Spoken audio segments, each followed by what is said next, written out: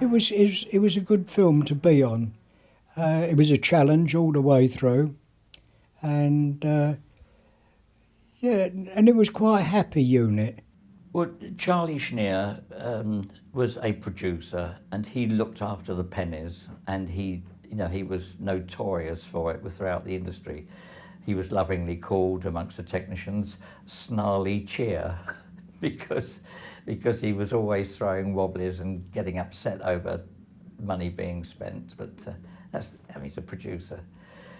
By nature of the picture, it was bigger than one would normally expect from the type of films I was involved with, but certainly was not a mega budget film in any event, and I don't think that it would have made Charles very happy. He liked all that bartering and struggling and being the poor relation. One of the funniest stories I remember with Charlie Schneer was that they were building the set on ice stage, and there was all these cliffs, and they were made with a wooden frame, and then plaster laid over the top, and then painted and plants added and coloured and things like that. And suddenly, Charlie got a message from the first assistant director that they were running about 2 days ahead of schedule, and they would be coming onto that stage soon.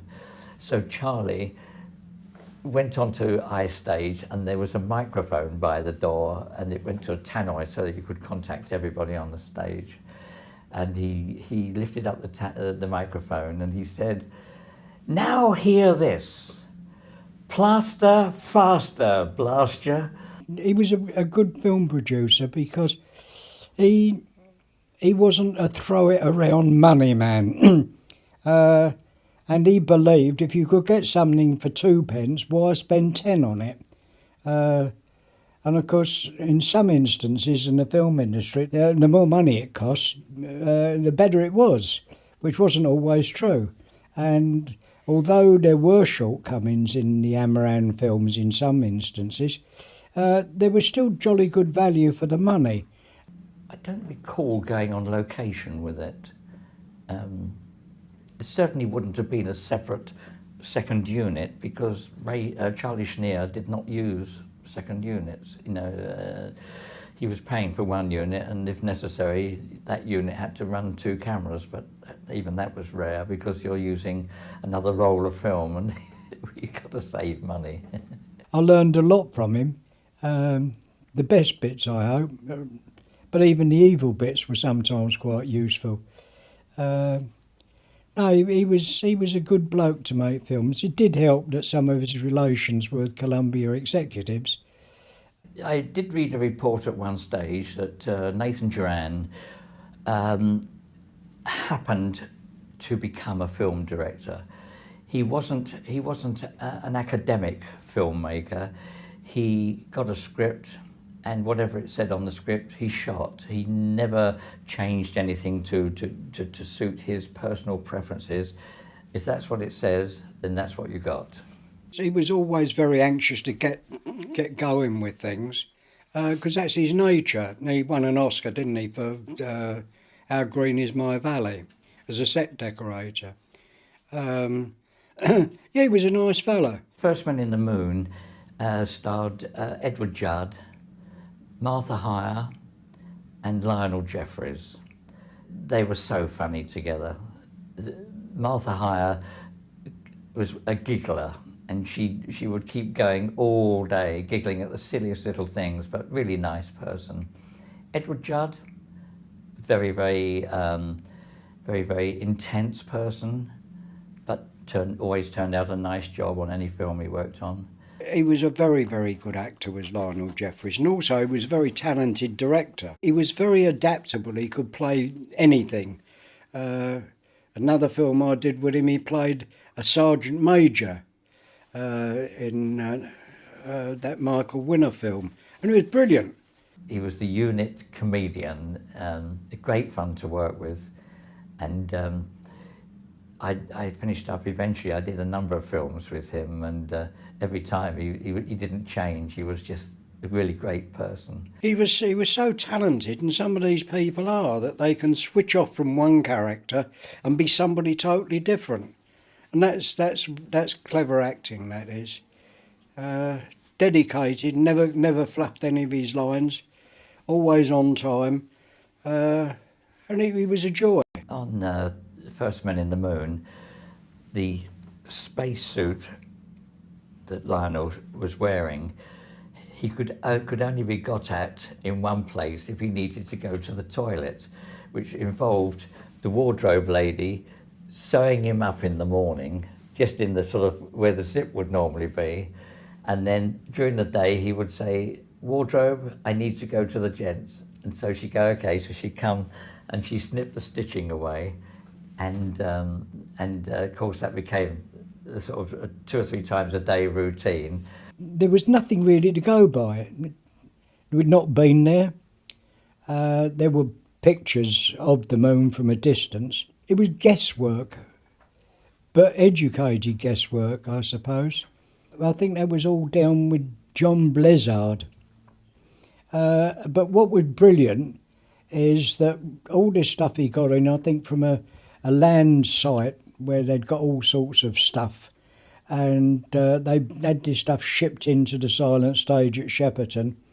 The rocks were all made and so on, and it was all laid out.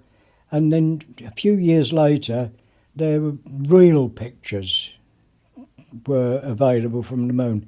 And I must say, it wasn't that much different. I think that was very, very, very, very rewarding to see that. And at least I walked on the moon before the astronauts.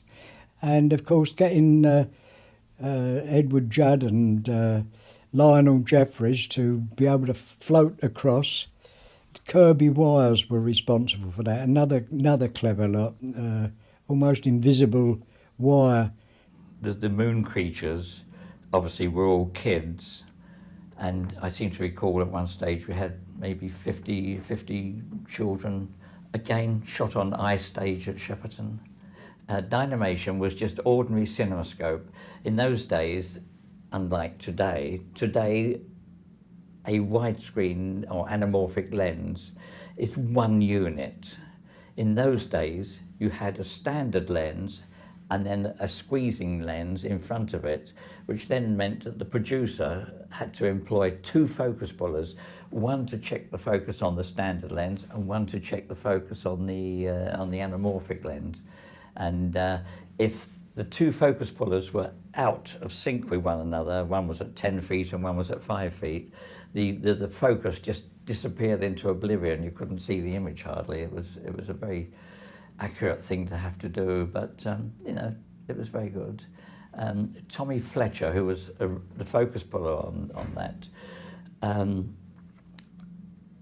was an amazing focus puller. He's the only guy I've ever met that could look at an actor and say, "Oh yes, he's at 6'3.5", and you could go out with a tape measure, and sure enough, the nose or the eyes would be at 6'3.5". He was incredible, incredibly accurate with his focus pulling.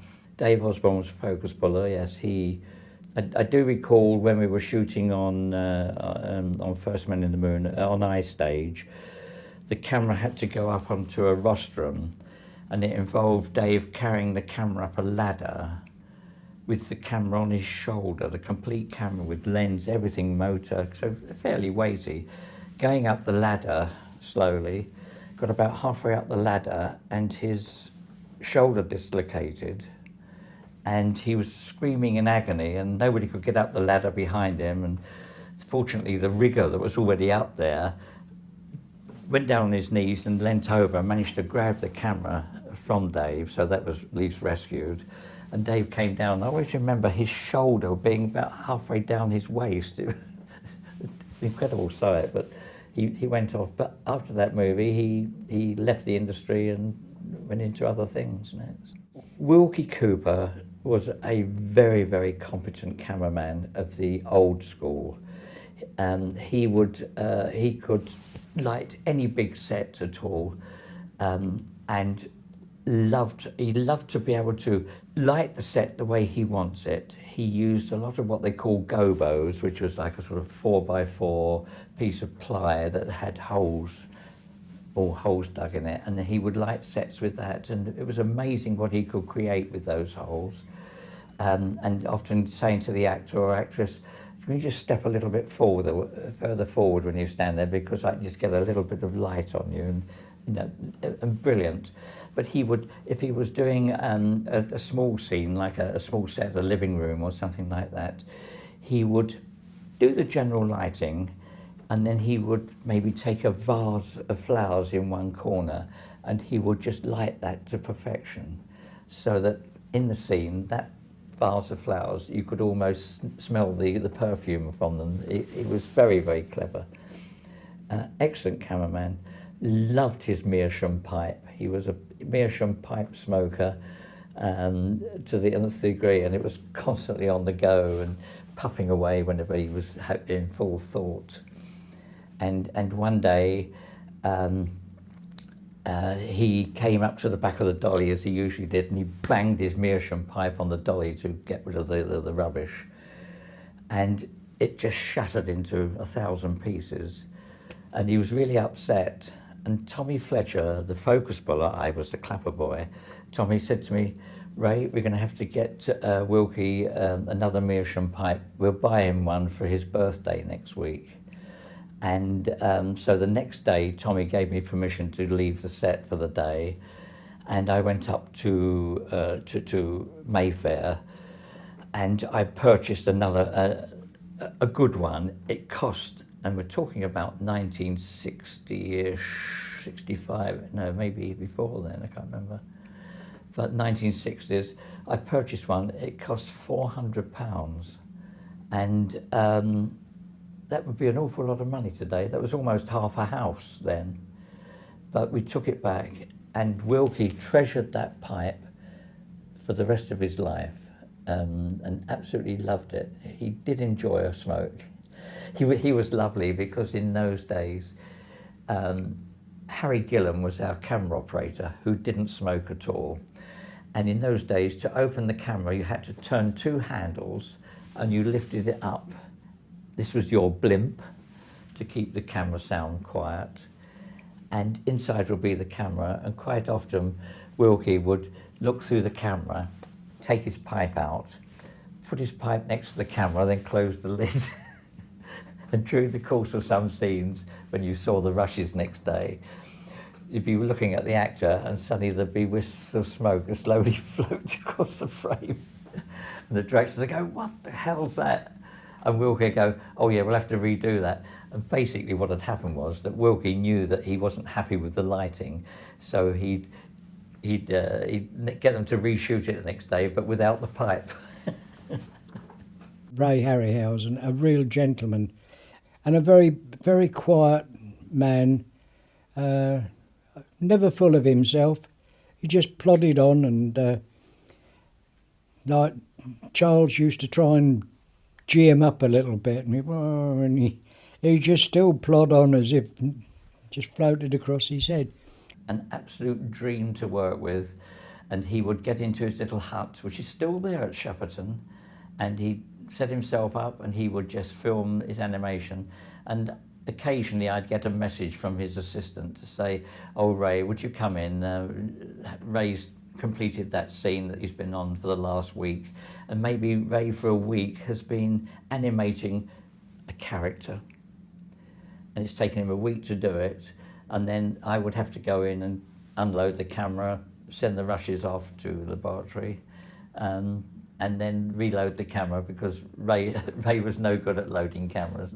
First Man in the Moon, Ray Harryhausen had perfected his system where he would have his creatures in the foreground, and then he would always build an artificial horizon somewhere about 2/3 of the way down the frame, an artificial horizon, so that then he could then put the image on the background. But then, of course, in those days, he didn't have the luxury of green screen, so everything was done with a large sheet of glass with an image projected onto the back of it. And I seem to remember the projector.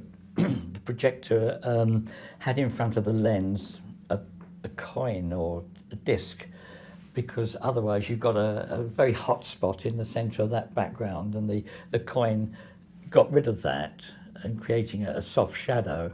but then the image would build itself in around the coin and you never saw it. It was very clever. But I loved Ray. He was such a nice man, and we remained friends, close friends, right until his death 2 years ago. And really nice, lovely guy. They don't make him like Harry anymore.